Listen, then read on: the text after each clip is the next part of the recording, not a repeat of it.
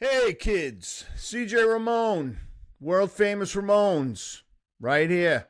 You're watching CJ Says, a Ramones podcast. 1, 2, 3, 4. Ladies and gentlemen, boys and girls, welcome to the first ever CJ Says Ramones guest podcast. We are starting at the top of the mountain, in my mind, and I'm sure CJ's too. Joining us on the show, a legitimate rock and roll, but more importantly, punk legend. It's Mr. Duff McKagan of Guns N' Roses, Loaded, so many other bands. You know him, you love him. Duff, welcome to the show and thank you for being here. Thanks for having me. It's an honor to be the first one, you know. CJ, how you doing? He seems to have froze on us, Duff. No, okay, that's fine. Fine. Or he's just not doing very well. I'm doing good, brother. Thank you. Right on. I'm ready to get started on this. It's wild. I've been a big fan of podcasts for a while. Like, I watch a whole bunch of them. I just like the long form interview type of thing because it really lets everybody get comfortable and be able to have a real discussion rather than an interview. You know what I mean? That's right. What I like about the podcast, the long form Right on stuff. So, and yeah, people are talking about this. Like, the word's out. oh You're doing right. it. You guys are doing this, so that's cool. All right. Yeah. Have you two met before? Have you played together before, more importantly? No. No, I don't think so. CJ, I probably met you somewhere, but we have never played together. No. Yeah, no. We've been in the I've same seen you room. play. Yeah. Oh, yeah. Okay. Cool. Yeah. I've seen you play. Yeah, we've been in the same room once or twice. But I don't think that we ever actually were introduced. So, Right. but this is a really cool way to be introduced. So what I was agree. what was your introduction, Duff? Because I know you've been a long time lover of punk rock. Seems like all the bands you were in pre Guns N' Roses were pretty much all punk bands, right? What was your introduction to the music, to the culture? Was it a band? Was it a record? Was it a show? Tell us about your gateway into punk. So, I grew up I've told this story a million times, but I grew up in a huge family. I was the last of 8 kids, and everybody played, you know. There was a drum kit downstairs. There was a left-handed bass. There was a left-handed guitar. I am left-handed, but I found out later I don't play left-handed. But so when you're the youngest, you're put behind the drum kit to keep time. You know, one of my brothers showed me like G, A, and D chord. That's all you need.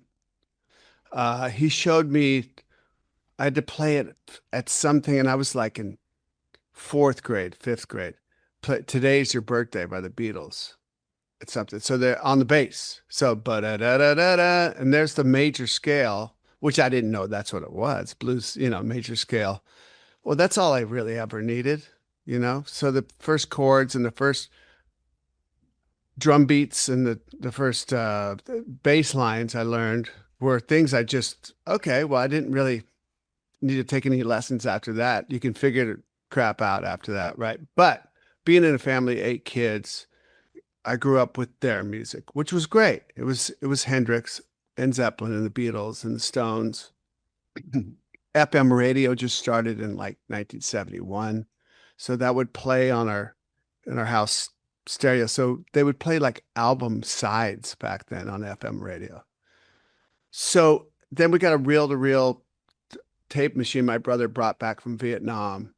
And he had Sly and the Family Stone and the James Gang on reel-to-reel. Super cool. Way impossible for me to play at I knew 3 chords. Plus, I wanted, there's 8 kids, you want anything of your own, a pair of shoes, that aren't hand-me-downs. You want something of your own. And I saw this, I had a paper route, and I went to the record store, and I tried to buy records from me. and I bought Kiss Alive 1 because just the album cover alone, I'm like, yeah, And I bought a Pat Travers record, believe it or not. The front of it is him going into like it's a great record, by the way. It's Life in London. It's a great, great record. I didn't know that. It was just on the front, he's going into a record executive's office, and the guy's got a suit. And on the back of the record, the office is all blown up, and the guy's wig came off, and his suit's all fucked up. I'm like, well, this seems like a record I got those two records. There was about the same time there was punk rock posters going up around. I would see them, for the Lewd or DOA, the Enemy. This is Seattle. The Mentors, these really kind of aggressive, scary looking posters, black and white on telephone poles. And there was this kid who would walk down our street, and one day he walked down the street and he had a pink mohawk. And he's older than me. He was about 3 years older than me. And he had just got back from London, and I went out on the street. I'm like, what are you doing? This guy's name's Chris Udding, Chris Crass. He's got this voice like this. He goes, oh man, I hear you play, man. I want to start a band. I went to his house and started listening to records, and he had just got back. So it had to be 78, late 78. So it was Road to Ruin, Ramones. It was the Damned's first record. It was the Pistols, of course, the Clash, the classics of the time. He had like the Adverts and all this, And I started at the Ramones and the Pistols, and the Pistols was such an easy crossover from that Kiss Alive 1 record. Same 3 chords, same kind of tempos, but speaking kind of maybe more to me, a more aggressive. This is my own. And Road to Ruin, from Road to Ruin, we went backwards. But Road to Ruin was the Ramones record that got me into it. And I realized later, like, the Ruts were coming out, like punk rock was getting to sound bigger, and Road to Ruin was, I think, Ramones' record that sounded bigger, and I was able to go backwards from that Ramones record and go to Blitzkrieg Bop and all that, and the thinner sound with Tommy playing drums was way more understandable than maybe getting if I was, I don't know. I got in the Ramones record. There was the right record for me, Road to Ruin. But just punk rock at that time was so exciting. I started going to gigs, man, and, all ages shows. And there was, 40 people there. And you're able to see see DOA, Chuck Biscuits, just like, Randy Rampage, blowing your mind, I saw the Lewd. We saw every first show that came to Seattle. I didn't see the Ramones' first show. I could think that was like 76, and they played. It's a famous show. They played at a hotel, and all the hip kids who are much older than me, they went. They saw the Dolls at the Pike Place Market, So I only heard lore of these shows. But I started going to all my own shows, saw the Ramones at the Show Box, 79 or might have been 80 by that time. Saw the Clash pre London Calling at the Paramount, where Joe Strummer. So punk rock was new, and pogoing was a new thing. And the Clash gig was at the Paramount, which was it was an all ages show, but it was like a proper venue with security guys up in the front, and there was a wooden kind of fence between the audience, and security guys were there, yellow coated guys, and then the Clash. And at that gig, the Paramount's big, it fits 3,000, but the Clash punk rock wasn't big yet, so there's probably 150 people there, and we knew each other. Everybody, the punk rock scene was growing. It was 40 about 8 months earlier, and now it's 150. But they were pogoing, we're all pogoing, you know, and a yellow coated guy punched one of our friends in the front, broke his nose because he thought pogoing was fighting or violent or, it was just a guy having fun, jumping up and down. So the Clash stopped the show, and Simonon went off to the side and grabbed an axe, like the firefighting axe that they have in those theaters that's just off to the side. And Strummer said, we will chop down this gate that stands between us. Nobody hurts our fans. We are in this thing together. Now, the Clash, to me, were as big as Led Zeppelin. They were from England and they had records out. But he was talking to me, and he included us with them. Like, we're all in this thing together. And that moment sticks with me to this day. That's the moment that I knew I wanted to do what they're doing. Now, not to become rich and famous, that wasn't ever a part of punk rock. Just to find the perfect band like the Clash had, and be in a thing that we're all in this thing together, And it was very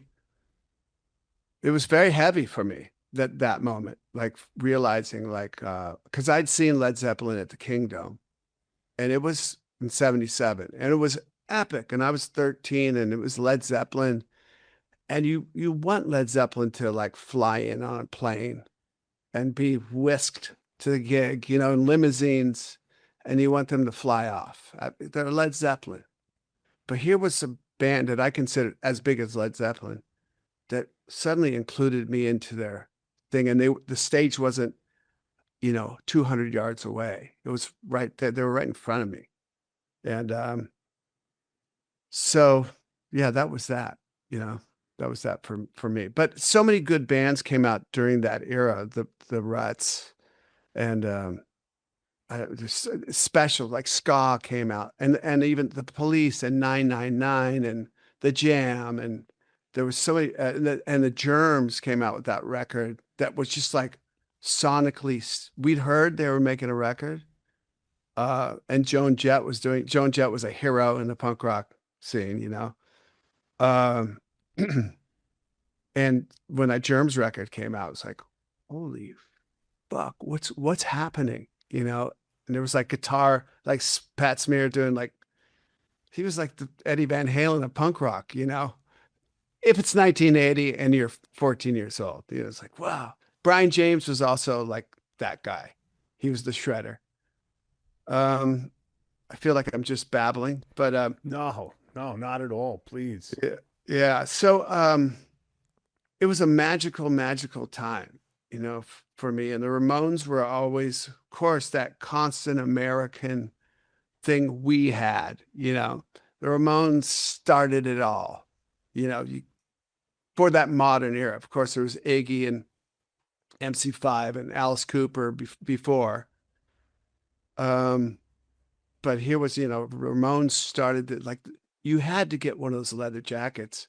I couldn't afford to get one of those but if you got one of those leather jackets, that was the thing, I had a paper route and I was mowing lawns. No way I could afford one of those leather jackets. Even when I got a job in a restaurant, I mean, you're making minimum wage.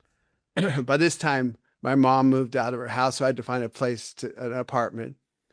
So you can't get one of those leather jackets. I didn't get one of those leather jackets, I don't think, until I think a bunch of my friends pitched in on my 18th birthday, like 15 of them, and I got a leather jacket, a Shots, Ramones jacket. You find you're a made man if you got made man or woman if you got one of those jackets. You were in. How old were you, CJ, when you got your first official leather? Oh God! And how many friends chipped in to buy yours? Yeah, I don't think it quite happened that way for me. It was I probably got my first leather jacket when I was fairly young. I came up pretty blue collar, so I started working when I was still in school. I pushed carts at the local supermarket, and I think that's how I put the money together. I was probably 15 when I got my first jacket, but uh, the it sounds like you were attracted to punk rock for the same reason. I always felt like punk rock was the place where there was a place for everybody in punk rock. I really grew up more in a heavy metal background. The town that I'm from, it was, if you weren't into Manowar, you got your ass kicked. That was Right. that kind of town. It was just like full heavy metal. And there were no punk bands, but I grew up in a straight up heavy metal town. But I love the punk rock scene because, you didn't have to have, it wasn't like the heavy metal scene was very much, it was kind of two groups. There were like the super musician types, and then there were the tough guys. And if you didn't Right. fit into either one of those, you did not fit in, period. But punk rock, there was a place for everybody, and that's always why I dug it. Yeah.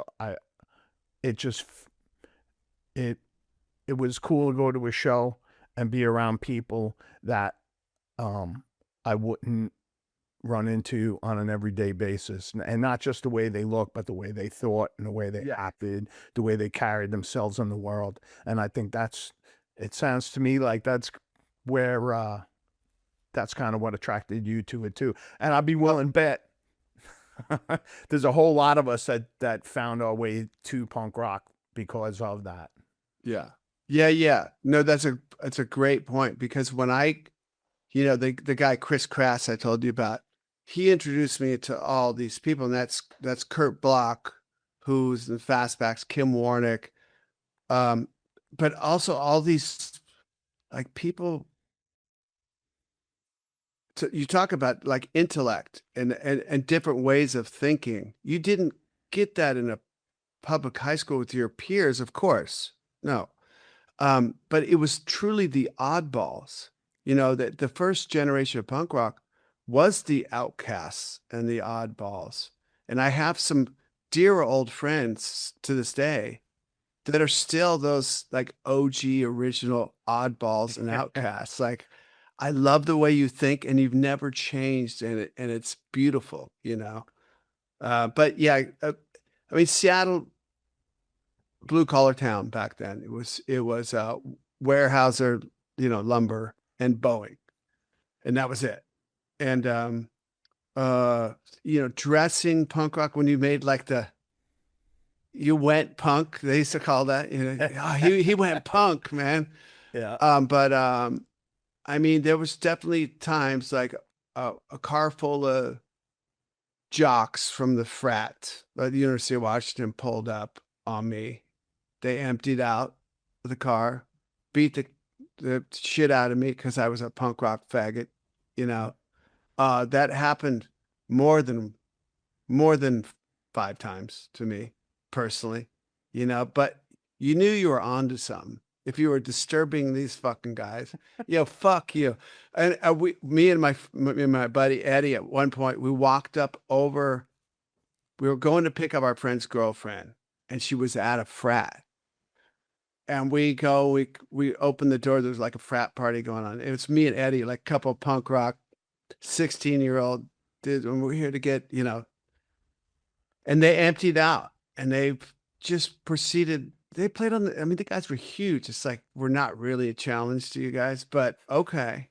And we were kind of used to it at this point. We weren't afraid, we weren't shaking. It was like, all right, this is what it's going to be. And my buddy Ed's like smaller than me, and they're beating the shit out of him. And he raises his middle finger and goes, "I'll still fuck your girlfriend." It was victory.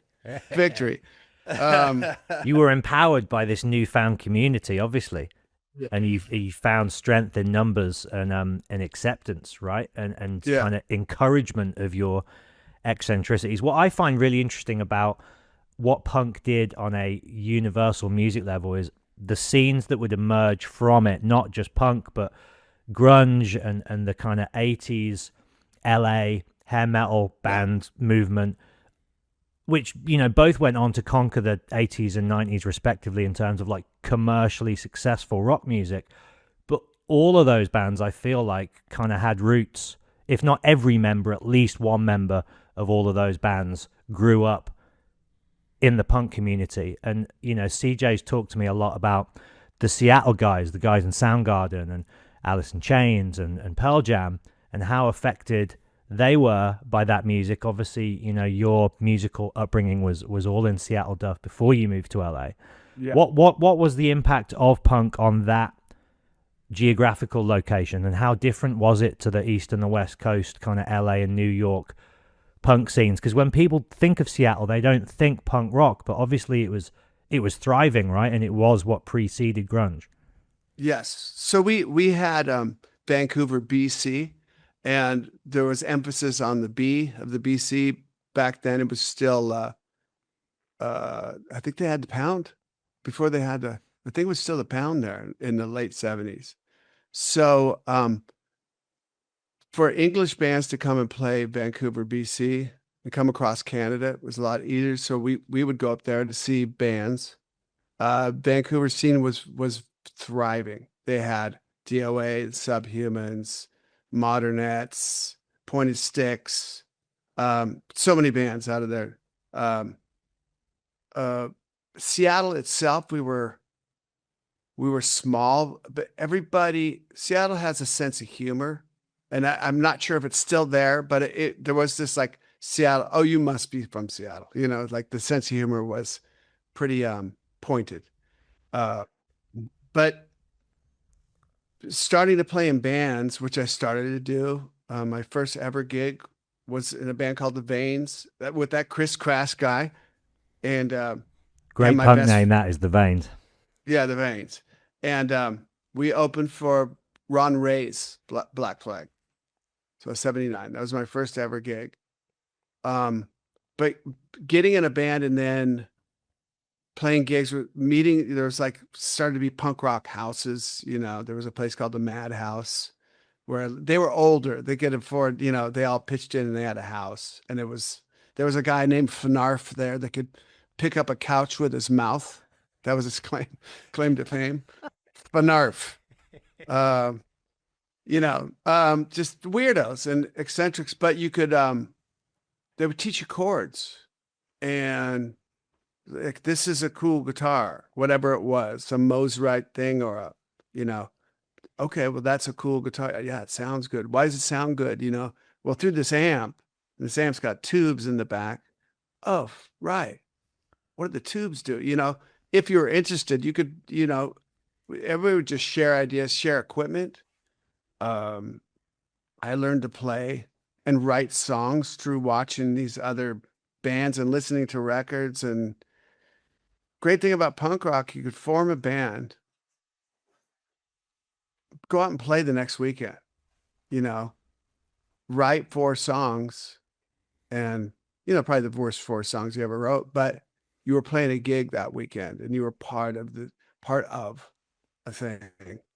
And, but Seattle was a little, yeah, people thought we lived in teepees still, you know, people would come through and play, you know, people would wear flannel, you know, because it was cold and rainy, and that wasn't the uniform. It was just what people wore, what you could get your hands on at secondhand stores, stuff you could afford was flannel or denim, you know, until you got that leather jacket, then of course. But we knew, I mean, there were so many good players, so many good bands. The talent was always in Seattle. Great ideas, great visionaries. I played in a band called the Farts, which was like the first hardcore band out of Seattle. And I played drums in the Farts, and we turned into this other band called 10 Minute Warning, which is Paul Soldier and myself on guitar, and Greg Gilmore, who went on to Mother Love Bone, came in to play drums. And he was more like Bill Bruford than, you know, he was fully into King Crimson, and that's like 82 when things started to expand, and we slowed stuff down, and we got this singer Steve Beowulf, had long hair and like wore leather pants like Jim Morrison and nothing else, you know, and would pour silver paint on himself, and it was very sludgy and cool and psychedelic. And those were the Those were the gigs that Jeff and Stone came to and influenced their band, Green River, later on. They say this. I would never say that, but Stone has sat me down and kind of told me the whole thing. Here's how it happened, man. That's amazing, dude. I heard that Yeah. Henry Rollins called that band, what is it, the punk rock Hawkwind? Is that That's a right. He did. We Yeah. opened for we opened the first when Henry first got in the band and Dez was still playing rhythm guitar. He went to rhythm guitar. That was a great version of Black Yeah. Flag. Bill Stevenson on drums. I loved Robo, but Bill came in and it was like, like nobody can replace Robo. And Bill did a pretty fucking cool job. But yeah, Rollins saw us. Yeah, you guys are like Hawkwind, man. Which is I had to look up Hawkwind after that, But unfortunately for Seattle, what kind of it's a port city. It's a port city. And then there's the spine of the Cascades that comes up all the way from Mexico. So heroin just infiltrated Seattle and it infiltrated our scene. And so my guitar player got strung out. My roommate, Eddie, the guy who told the guys he fucked their girlfriend, he got strung out. My girlfriend got strung out. Everybody around me, like people I loved and turned me on to punk rock. And we're so fresh and vibrant. This drug came in and just laid waste to Seattle, to everyone around me. And there was a friend of mine, he was strung out and he said, you got to get out. You got to leave. You got to leave, man. And I didn't leave Seattle because there wasn't great players and it wasn't a great scene. Heroin just came in. I thought I could move geographically and leave drugs behind. It doesn't work so much. I moved down to LA. Ron Reyes was down there. We'd become good buddies at that point. Hung out with Ron, got a job at Black Angus, like the first driving into LA. I was worked in a bunch of restaurants so I could get a job at any restaurant. Lived in my car for a couple of weeks until I got my first paycheck. I had like $180. And so I had to get that first paycheck to be able to get an apartment. But I met Slash and I saw his name in like the Recycler newspaper. It was like influences were Alice Cooper Band, Aerosmith, and Fear. His name was Slash. I'm like, oh, he's got to be like, this is 84 now.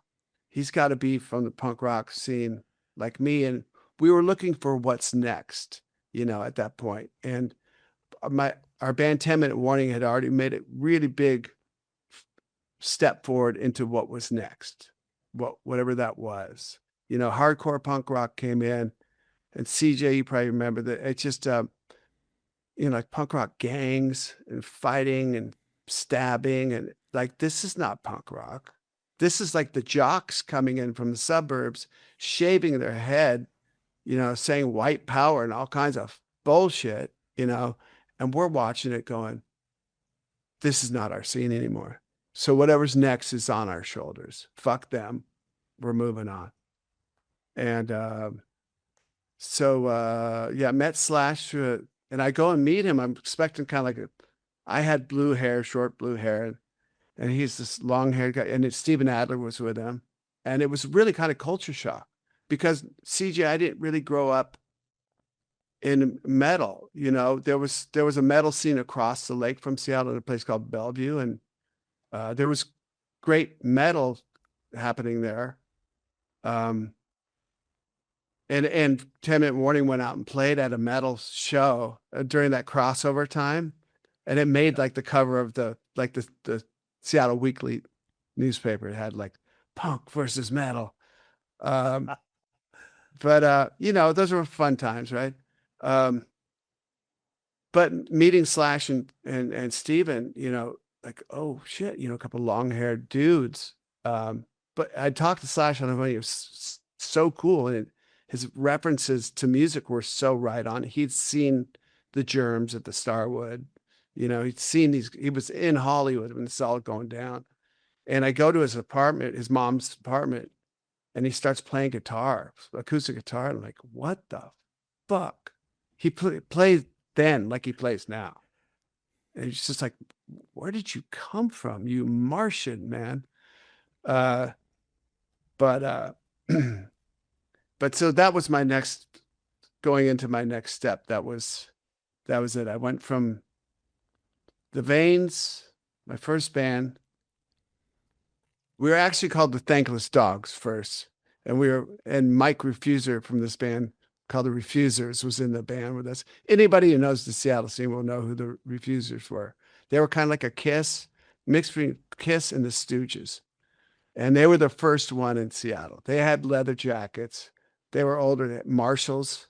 They had like real gear. They had flash pots with like coffee cans and stuff. But the lyrics were very, very punk, and their approach was very punk. And so when I was this kid, 13, I got in a band with Chris Crass, my buddy Andy, who we grew up together. He played drums, and Mike Refuser, who was like ancient to us. He was like 26, you know, like, fuck, we're playing with Mike Refuser. But Mike went back to the Refuser. So it went from the Thankless Dogs to the Veins.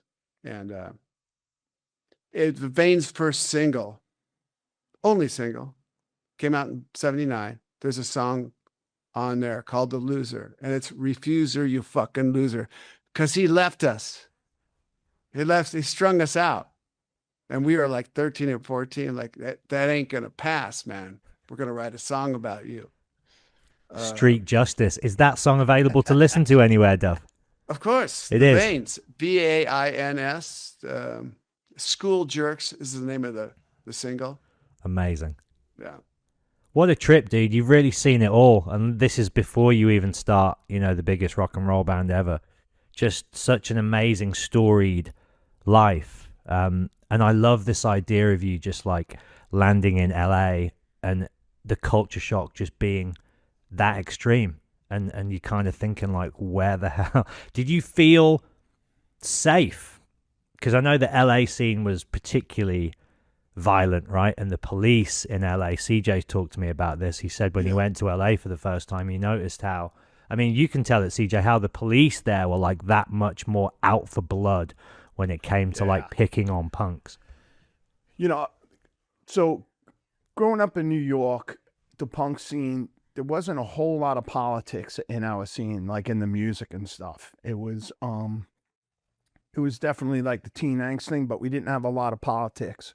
But the California bands and the British bands, politics featured, you know, pretty much exclusively up front.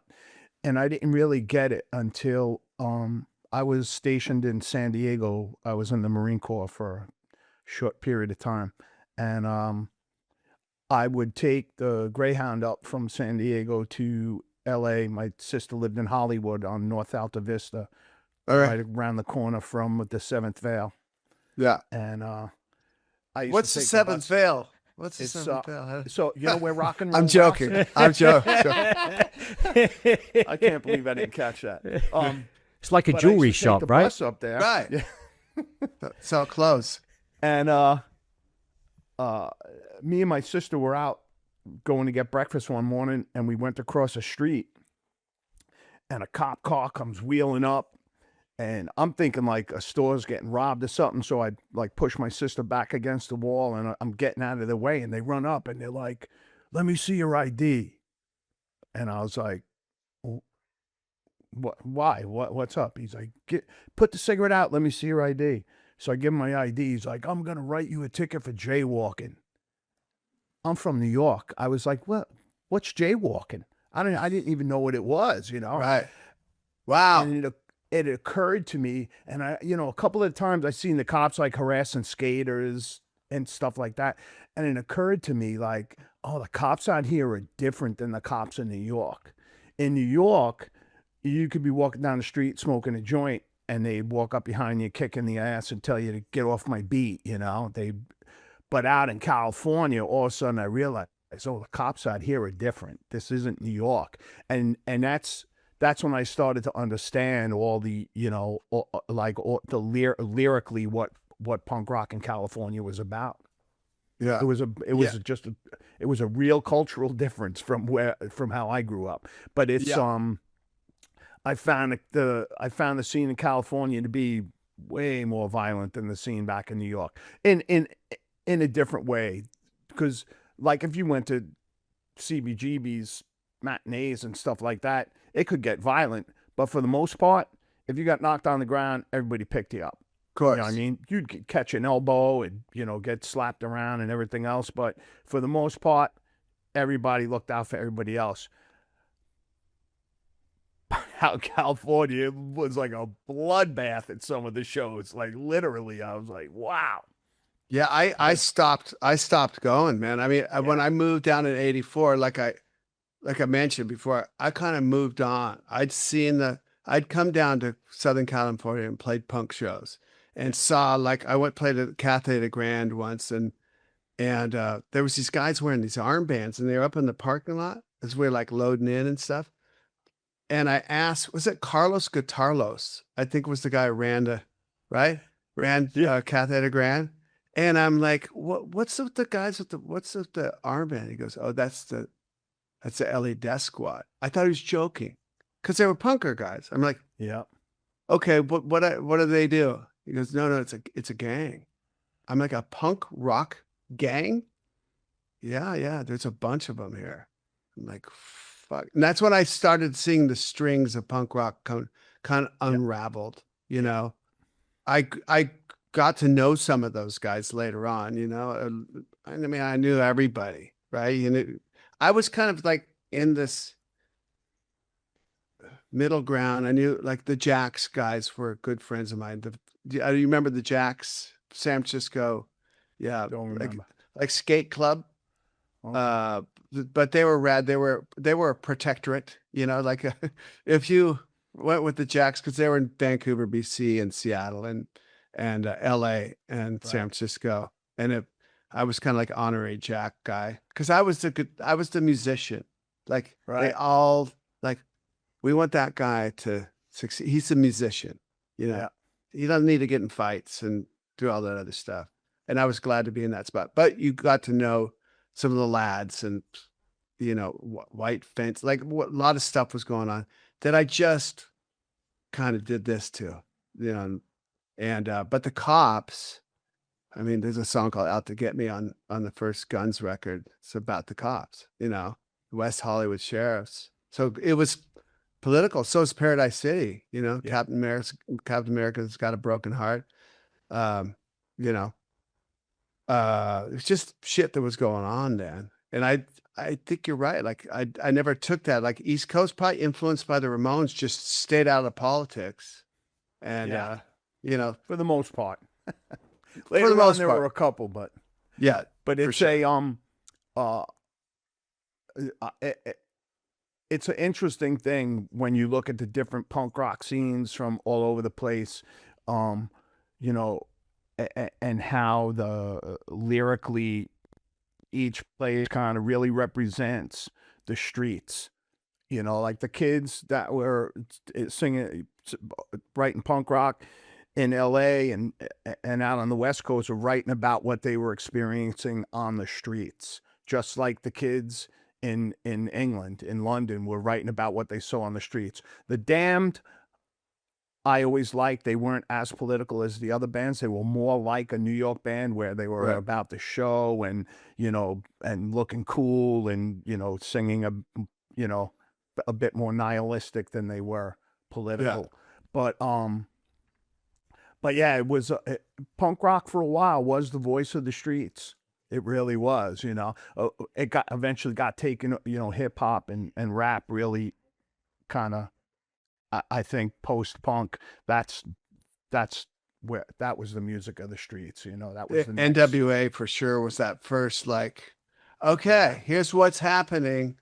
Yep. In plain language. Yeah. Yep. Yeah. But it's that was an interesting lesson, was going to those places and getting to see exactly what the kids there were talking about when they were when they were singing like they meant it, you know. I also got a ticket for jaywalking on Sunset. Yeah. It's West Hollywood Sheriff's. Like, are you for jaywalking? You're Yeah. gonna take your time, pull over. They were trying to see if I had drugs. Yeah. That That's was really what they were trying to do. I'm sure with you as well, right? No, well, I was in the Marine Corps at the time, so I was obviously a Marine. I had the jarhead haircut and everything, but for some reason they just felt like picking on me that day, I guess. But like I said, it was a learning experience. It was definitely a learning experience. But I don't want to break up the whole flow of the show, but I got to tell you, you were a part of the last two great rock and roll. I call them rock and roll, whether it's punk rock or heavy metal. Me too. The last two cities to have really vital, serious rock and roll movements, L.A. and Seattle. I mean, there are some scenes that happened post that,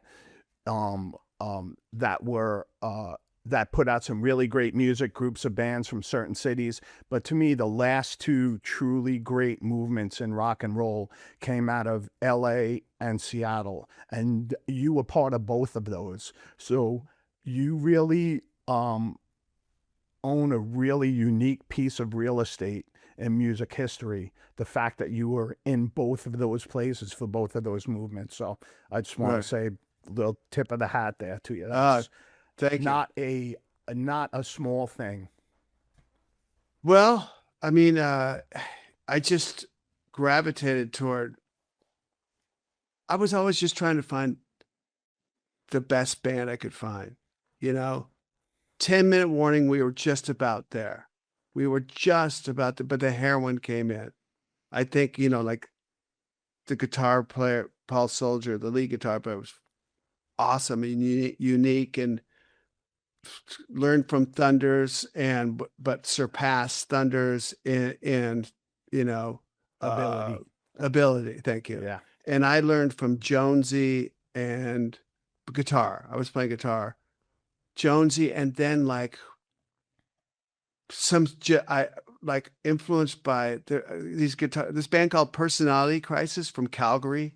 Came down, two really great guitar players. The front of their record cover is like a flying V or it's a SG and a Les Paul. It's the coolest record cover. Like, this is a guitar band, but those guys showed me stuff that stuck with me, And so I was influenced by Steve Jones, Thunders, but definitely like these other guitar players that were coming through town, showing me little things and like, hey, try chorus pedal, chorus pedal. What does that do? Oh, that's fucking rad, But trying to find the best band. I was in so many bands in Seattle, so many. At one point, I think I counted, I was in 30.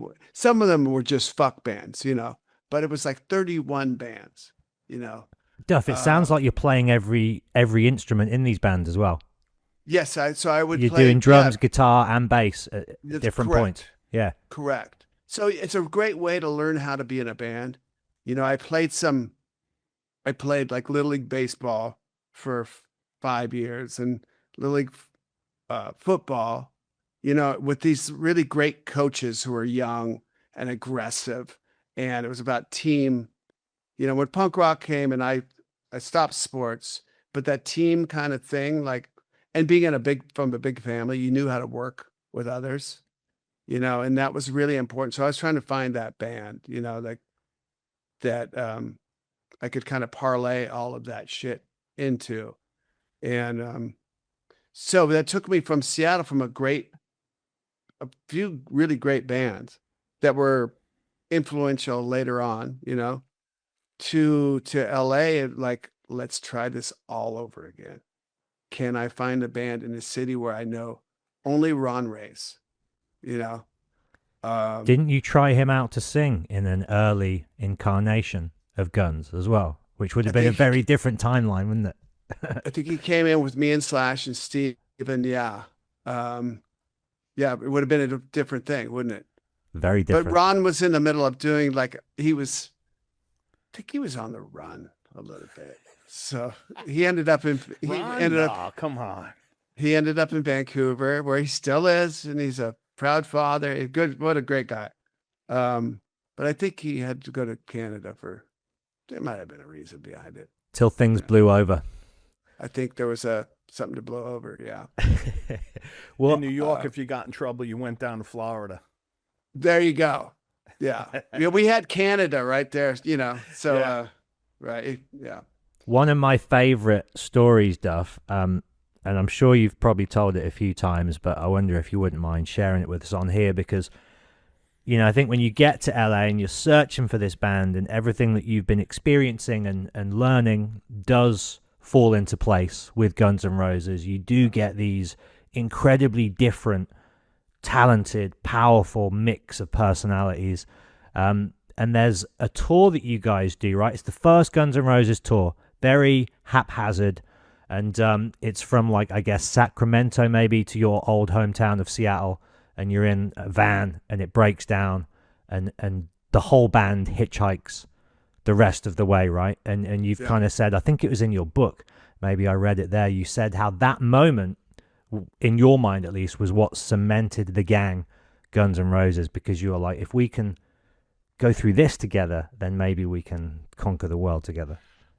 If you can hitchhike from Bakersfield, California to Seattle, Whoa. that's 1,100 miles. 5 guys with their guitars. If you can somehow pull that off, it was we went to a truck stop. The first place we went, we had $37 between the 5 of us, and there was a cranked out trucker guy. He said, I can take you guys up as far as Ashford, Oregon. You have to sit in the cab behind him. And we did, like, we get in the thing. We're like, great. That's more than half the way there. I mean, we're in. And then we can just hitch, And the guy, we get up to Sacramento. I think he had to get some more crank. So he said, I'm going to drop you guys.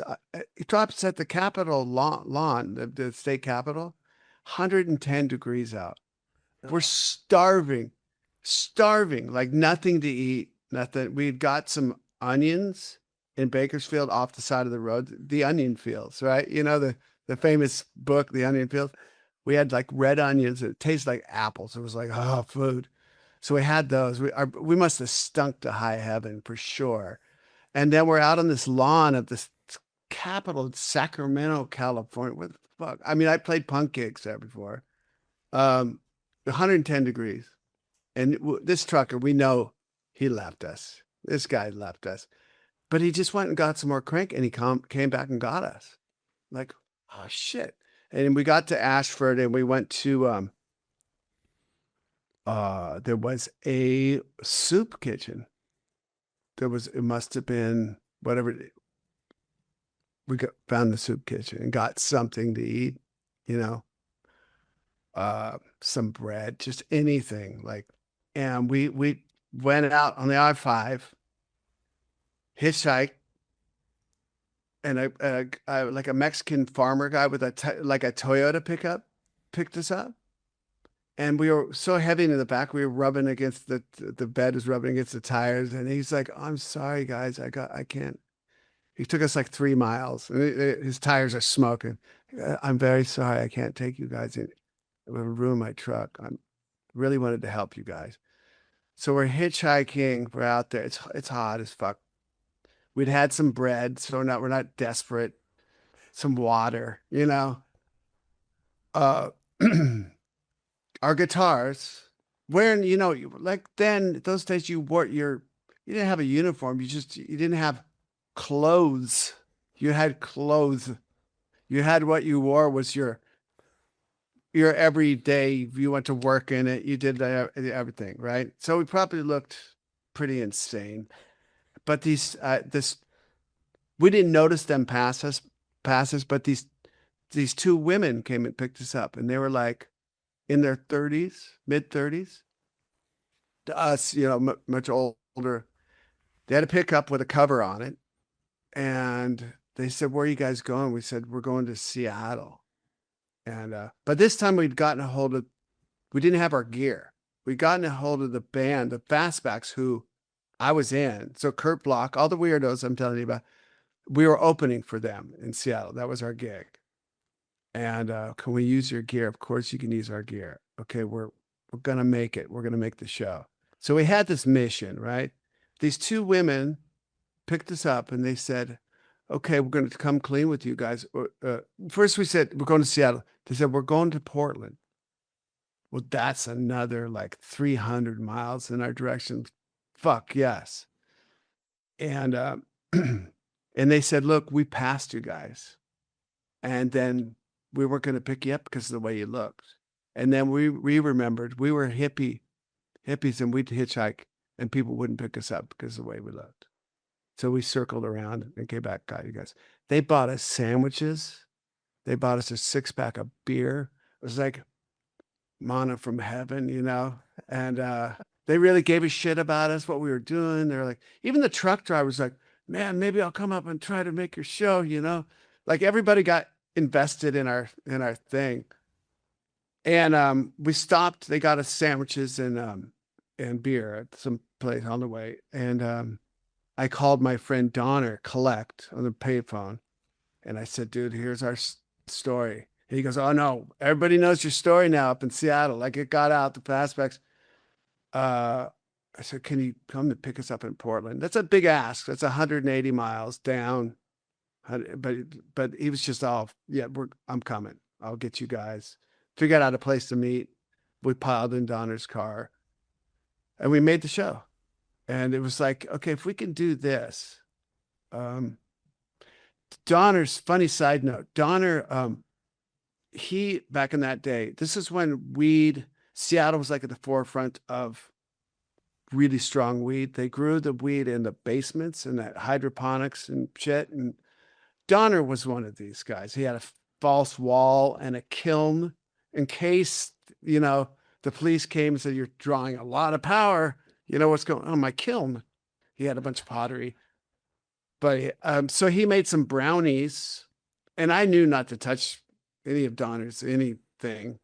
And I think Slash and Axel and Izzy all ate the brownies. We're starving again. We're hungry. They ate the brownies and completely like, this is the next day. Thank God. We played the show. There was 3 people at our show. Didn't matter. We were awful. It's a show that so many people said they were at nowadays, but it was 3 people in it. I know it was because it was the people from the other band, from the Fastbacks, who were at that show. But we made it through, and we couldn't do the rest of our shows. Our car, we didn't have a van. We had our friend's car with a U-Haul trailer. That car broke down in Bakersfield. It never made it up. So, that was the only gig we did on that tour. It was supposed to be Seattle, Portland, Eugene, all punk rock clubs. CJ, I don't know if you were around at the time when the kid in Eugene he would have punk rock shows in his mom's basement. So that was the gig in Eugene. Yeah, it was this kid's mom's basement, and she had a back entrance, and she'd let him have punk rock shows. Yeah. And Sacramento was going to be whatever that gig was there back then. I don't know. San Francisco, Mabuhay Gardens, we were supposed to play. And then back to LA for the Troubadour. So we made it back for our Troubadour, Monday night opening for 3 other bands gig. And we were really felt solidified at that. It was very punk rock. It was living, for the music only. Where are you going to sleep? Who cares? We have to make the show. And that's very punk rock. How are you going to eat? We'll figure it out. We got to make the show. And that really, I respected, I'd done punk rock tours before, so I kind of knew the drill. Sleep at the punk rock house on the floor. They'll have you, or the stage of the place. The club owner's cool. He'll let you guys sleep overnight there. You figure it out. And these guys fucking awesome on that tour. nobody gave a fuck. You know, it was like, make the show. So that was That's that. quite That was the that. that's quite the tour bonding experience. Yeah. The first ever, you know, like we hadn't even played a gig yet. Oh, that's great. Yeah. I remember Who? us being pretty awful that first show. But Look, funny enough, I found that those often are your best memories. Like, you know, regardless of all the cool stuff that happens later on, and you know how much fun you have when you're touring on the bus and everything. When you look back, the best times of the band are usually the times when we're really struggling, and like Yeah. just because it's like you're living by your wits. You're just doing whatever it takes to get to the next show. And it's like every moment counts. Every moment counts, you know? Yeah. And it really, like, with a little bit of context, it really, you know, in a long term, I always look back on the toughest times as the best ones. Yeah. Because later on they get tougher, but for different reasons. Now it's schedules and who can't make it, and who's having a hard tour and blah blah blah, and all those things that come with the comfort of touring better. But when you're just trying to survive, it just seems like so much more fun. Yeah. I mean, I know what you're saying. Like, yes, my memories of that are just golden. Although I do remember, punk rock tours and that tour and like I was so hungry at a show. I was playing drums in the Farts, hardcore fast. I was the fastest there ever was, in my head, I was the best fast drummer. I was down in San Francisco with another band, and I had to get up to Portland to play with the Farts. And we were playing, the Farts were gaining a lot of, like, people were talking about us. So I made it. I took a Greyhound bus up from San Francisco up to Portland. That was the last money I had. And I think I even borrowed some money from the guys in the band that I was playing with in San Francisco. It was a different band. But I got up to Portland and it was like 9 a.m. The gig was that night. Had nothing to eat. And I remember, and getting to that gig, I just stayed out front of the gig until they got there from Seattle at like 4. Oh God. That shit. And then you get and do sound check and like, nobody's got any money. Like, I need to eat something. I don't got any money, or like, I only got $1, man. I got to buy a burrito later on from the gas station, But playing that gig, and it was the first time I ever experienced bonking. We know it now. It's like older guys who work out, you bonk. Yeah, didn't get enough food, but I bonked, just shaking.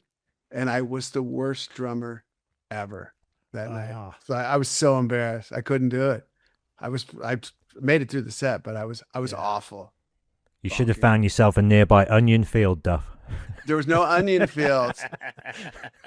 And I literally thought of like trying to panhandle, and I didn't want to do that. I didn't want to be that guy, So, so I just made it through. I don't even know when I finally ate because nobody had any money. I must have got something.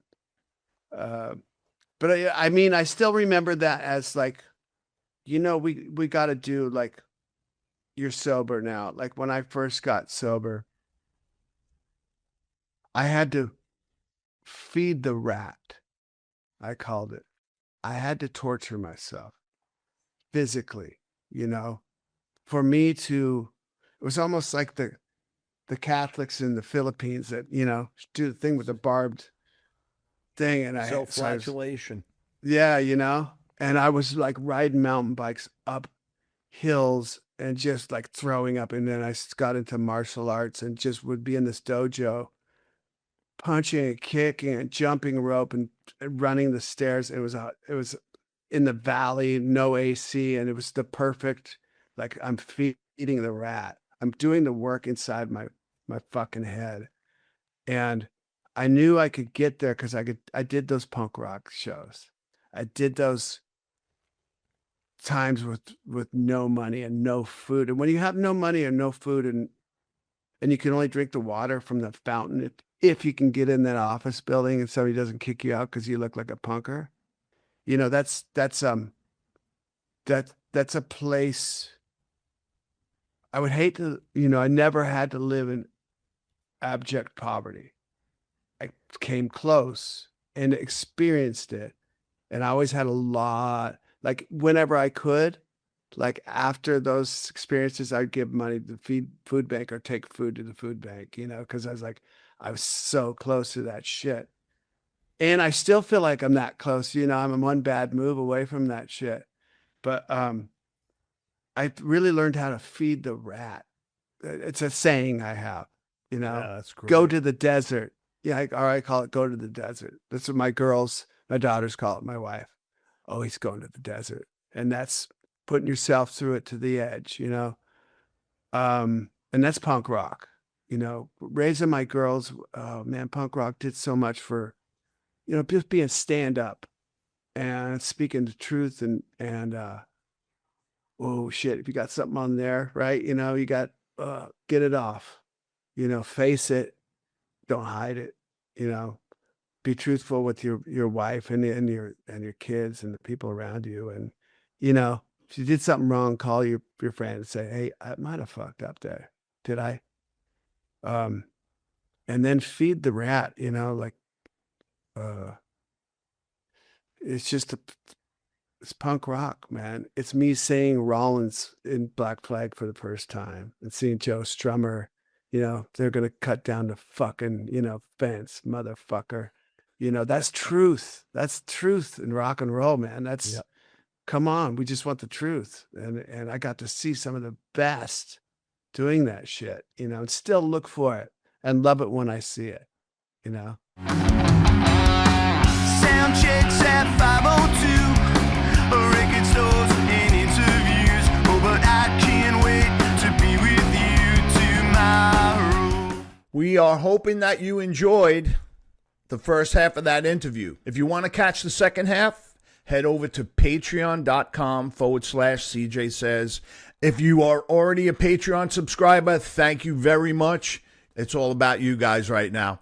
We have to thank first our dream team, Audra and Jess, who are steering this bus. They're making it all happen. Thanks to our resident artist, Dirty Donnie, for the graphics. And last but not least, we got to thank all the Ramones fans all over the world who've been tuning in to watch these episodes, but especially you Patreon subscribers. Thank you very much. We'll see you on the next one.